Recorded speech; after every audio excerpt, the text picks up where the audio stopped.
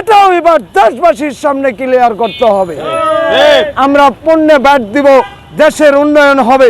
যে দেশের রাজস্ব আয় বেশি সে দেশের উন্নয়ন বেশি। আমরা ব্যাটের বিরোধিতা করি না, কিন্তু আমরা জানতে চাই এই ব্যাট কার পিছে ব্যয় করা হয়, আর বিদেশ থেকে যে ঋণ আনা হয় এই ঋণ কার পিছে ব্যয় করা হয়? খালি আমাদের উপরে ব্যাট। দেশের খনিজ সম্পদ কোথায় গেল? আমি তো এই দেশের একজন নাগরিক। আজ 43 বছর ধরে গ্যাস বিক্রি হয়, এই গ্যাসের টাকা কোথায় যায়? 24 বছরেরও বেশি সময় আপনারা জানেন যে বড়পুকুরিয়া থেকে কয়লা উত্তোলন করা হয়।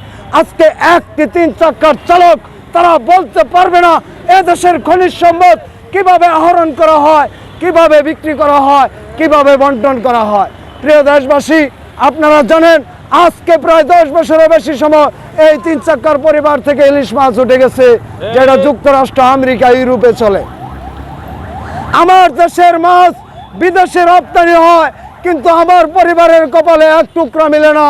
আমি তারপরেও কোনো আবেদন করছি না, কিন্তু এর অর্থ কোথায় যায় এটা দেশবাসীর সামনে ক্লিয়ার না করে কোনো নির্বাচনী নকশা যদি এবার তৈরি করা হয় এরও একটা জবাব দেওয়া হবে। কারণ আমরা হইলাম ভোটার, আমরা ভোট খামো না, আমরা ভোট আপনাকে দিব। আমরা বলছি সকালে একবার ভোট নেন, বিকালে একবার ভোট নেন, আমাদের একটি কর্মসংস্থানের ব্যবস্থা করেন। আমাদের কর্মসংস্থান না করে 54 বছর বারবার আমরা ভোট দিয়েছি, কিন্তু তাতে কি আমাদের মৌলিক অধিকার হয়েছে? এবার ছাত্র জনতার সাথে আমরা আন্দোলন করেছি। আমরা এই কথা কারো অধিকারে বলি না, এই অধিকার এই দেশে আমি মোহাম্মদ ফরিদুল ইসলাম নিজে তৈরি করে নিয়েছি। যদি এই দেশের মানুষ স্বাধীন মনে করে তাহলে 3 চাকার যে বিপ্লব হয়েছে এটা সবার আগে স্বীকার করতে হবে। যখন গুলি খায় রাস্তায় পড়ে রয়েছে তখন আমাদের ডাকছে, মামা তাড়াতাড়ি আসেন, ইমার্জেন্সি গুলি খেয়েছে, হাসপাতালে নিতে হবে। এখন আমাদের কথা শুনতে চান না। এই মামারা 3-4 তারিখ ভাড়া নেয় না।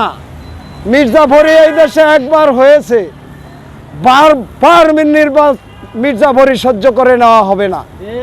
আমরা 3-4 তারিখে ভাড়াই নেই নাই। আমরা বলছিলাম যে আসেন মামা, ভাড়া লাগবে না। এখন মামারা আমাদের সাথে কত টাল বাহানা, 10 মাস হয়ে গেছে। এখন মামাদের আর সময় হয় না। যখন গুলি খাইছে তখন এই মামাদের পাশে কিন্তু কেউ ছিল না, তখন ছিল এই রিক্সা চালক মামারা।